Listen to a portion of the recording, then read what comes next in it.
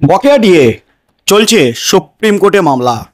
এই নিয়ে 17 বার পিছিয়ে গেছে বকেয়া ডিএ মামলা। গত সপ্তাহে সুপ্রিম কোর্ট নড়ে চড়ে বসলেও ডিএ মামলা নিষ্পত্তিতে ডিএ মামলাটিকে টপ অফ দ্য বোর্ড 2 নম্বর সিরিয়ালে রাখলেও রাজ্যের আইনজীবী অভিষেক মনু সিংভি তিনি কিন্তু খেলে দিয়েছেন। তার অন্য এজলাসে জরুরি মামলা থাকার জন্য তিনি উপস্থিত থাকতে পারবেন না, তাই মামলা পিছিয়ে দেওয়ার আর্জি করেন। তবে মামলাটিকে একেবারে জুলাই মাসে গ্রীষ্মের ছুটির পর তোলার দাবি তুলেছিলেন অভিষেক মনু সিংভি, কিন্তু সরকারি কর্মচারীদের আইনজীবীরা জোরালো প্রতিবাদ করতে শুরু করেন সুপ্রিম কোর্টে। তার ফলে আগামী 14ই মে এই বকেয়া ডিএ মামলার ফাইনাল শুনানির দিন স্থির হয়েছে। তবে বকেয়া ডিএ মামলার ফাইনাল দিন নিয়ে আপত্তি যেমন ছিল না সরকারি কর্মচারীদের, কিন্তু বকেয়া ডিএ মামলাটিকে রাখা হয়েছে 40 নম্বরে, অর্থাৎ একেবারে শেষের দিকে। আদৌ ডিএ মামলার শুনানি হবে তো? আদৌ ডিএ মামলাটিকে নিষ্পত্তি করার জন্য পর্যাপ্ত সময় পাওয়া যাবে তো? সুপ্রিম কোর্টের বিচারপতিদের হাতে সেই সময় থাকবে তো? এই প্রশ্নটা কিন্তু উঠেই গেছে এবং সিঁদুরে মেঘ কিন্তু আবার দেখতে শুরু করেছেন সরকারি কর্মচারীরা। সরকারি কর্মচারীদের মধ্যে কিন্তু একটা আশঙ্কা ফের দেখা দিয়েছে এবং ক্ষোভে ফুঁসছেন সরকারি কর্মচারীরা, কারণ বারবার পিছিয়ে যাচ্ছে এই ডিএ মামলা কোনো এক অদৃশ্য কারণে। তার মধ্যেই ডিএ মামলা নিয়ে যখন ক্ষোভ বাড়ছে রাজ্যের সরকারি কর্মচারীদের, এবং আগামীকাল যখন সুপ্রিম কোর্টের প্রধান বিচারপতি জাস্টিস খান্না তিনি অবসর নিতে চলেছেন সুপ্রিম কোর্ট থেকে, এবং 14ই মে যেদিন ডিএ মামলার শুনানি রয়েছে সেদিনই কিন্তু তাৎপর্যপূর্ণভাবে নতুন প্রধান বিচারপতির দায়িত্ব নিতে চলেছেন জাস্টিস গাভাই। প্রধান বিচারপতির চেয়ারে বসতে চলেছেন।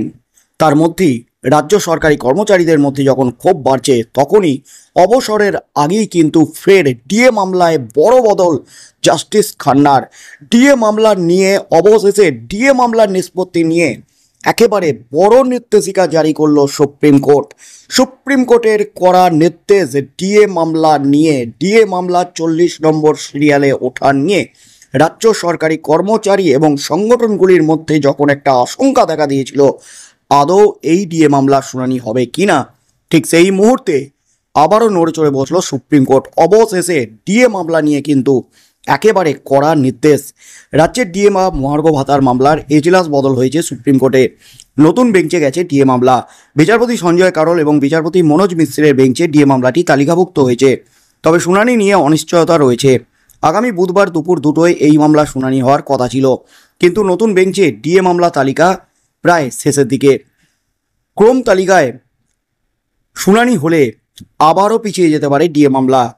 2022 সালের 28শে নভেম্বর রাজ্যের ডিএ মামলা প্রথমবার শুনানির জন্য উঠেছিল সুপ্রিম কোর্টে। গত বছর 1 ডিসেম্বর মামলাটি শেষবার শুনানি হয়েছিল। সুপ্রিম কোর্ট জানিয়েছিল রাজ্য সরকারি কর্মচারীদের ডিএ নিয়ে বিস্তারিত শুনানির প্রয়োজন। সময় নিয়ে সব পক্ষের বক্তব্য শোনা হবে।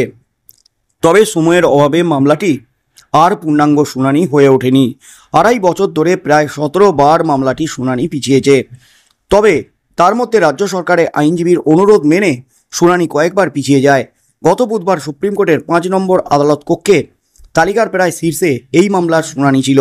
মামলাটি তালিকাভুক্ত ছিল বিচারপতি বিক্রমনাথ এবং বিচারপতি সঞ্জয় কারোল এবং বিচারপতি সন্দীপ মেহতার বেঞ্চে।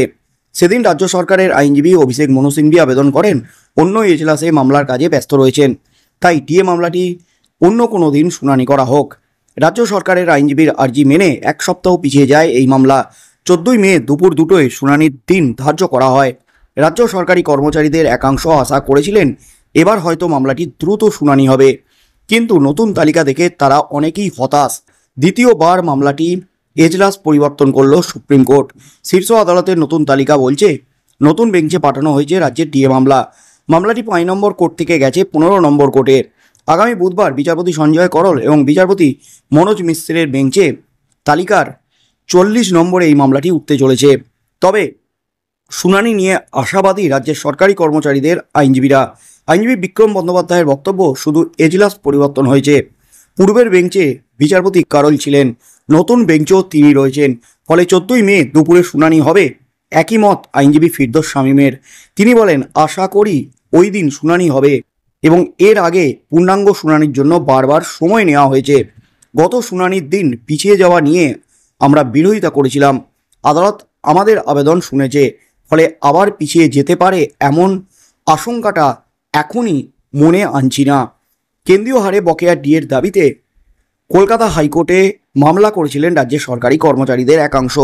2022 সালের 20 মে কলকাতা হাইকোর্ট রাজ্যকে কেন্দ্রের সমতুল্য 31% হারে ডিএ দেওয়ার নির্দেশ দেয়। হাইকোর্টে জয়ী হয় রাজ্যের সরকারি কর্মচারীদের confederation of state government employees এবং ইউনিটি ফোরাম এবং রাজ্য সরকারি কর্মচারী পরিষদ। কিন্তু হাইকোর্টের ওই নির্দেশকে চ্যালেঞ্জ করে সুপ্রিম কোর্টে যায় রাজ্য।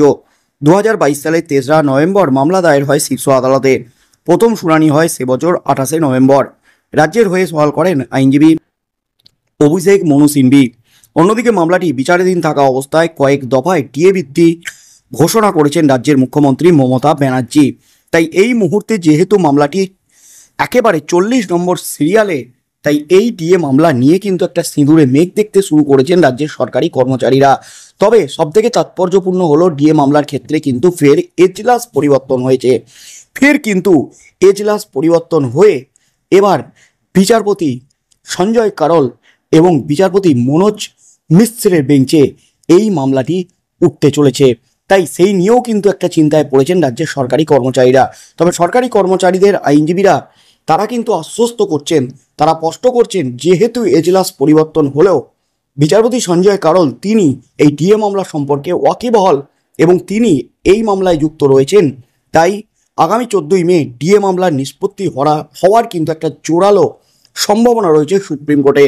যেহেতু দুপুর 2টোর পর উঠতে চলেছে ডিএ মামলা, আদৌ শুনানি হবে কিনা, কারণ দুপুর 2টোয় 40 নম্বর সিরিয়াল আসবে কিনা, 40 নম্বর সিরিয়ালে শুনানি হতে হতে 3টে 3:30 পেরিয়ে যাবে না তো, এই চিন্তায় যখন পড়েছিলেন রাজ্যের সরকারি কর্মচারীরা, ঠিক তখনই কিন্তু সুপ্রিম কোর্টের তরফ থেকে ফের নির্দেশিকা জারি করা হলো এই ডিএ মামলা নিয়ে।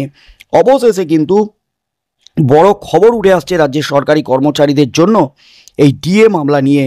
সুপ্রিম কোর্ট এই ডিএ মামলার পরবর্তী শুনানি নিয়ে একেবারে প্রধান বিচারপতি জাস্টিস খান্না অবসর নেওয়ার আগেই কিন্তু বড় সিদ্ধান্ত কিন্তু নিয়েছে।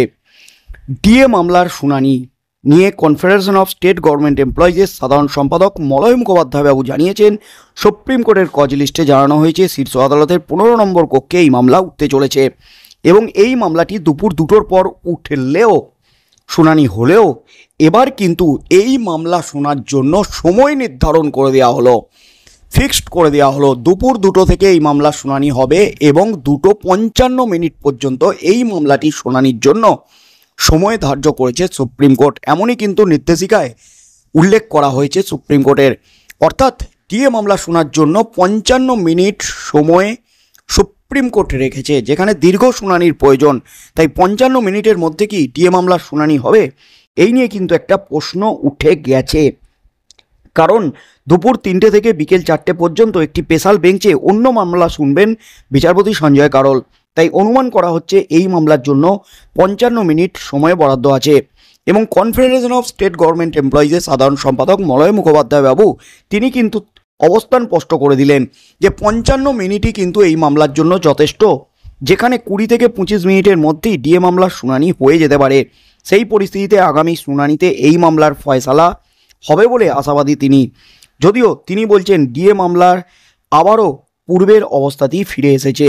প্রসঙ্গত এর আগে কনফেডারেশনের আইনজীবী বিকাশ রঞ্জন ভট্টাচার্য দাবি করেছিলেন যে দীর্ঘ শুনানি নয়, 55 মিনিটই কিন্তু যথেষ্ট, যেখানে ডিএ মামলা নিষ্পত্তি করতে গেলে 15 মিনিটের মধ্যেই কিন্তু এই ডিএ মামলার ফয়সালা হয়ে যেতে পারে। এর আগে ডিএ মামলা পিছিয়ে যাওয়ার সরকারি কর্মচারী পরিষদের রাজ্য সভাপতি দেবাশিস শীল হতাশা প্রকাশ করে বলেছিলেন আবার একটি তারিখ পড়ল, কিন্তু তিনি আশাবাদী। জোর গলায় তিনি দাবি করেছিলেন, আমরা এখনও বলছি যে রাজ্য সরকারের খেলা শেষ হয়ে এসেছে, এই মামলা শুনানি হবেই এবং রাজ্য সরকারের মুখ পুড়বে।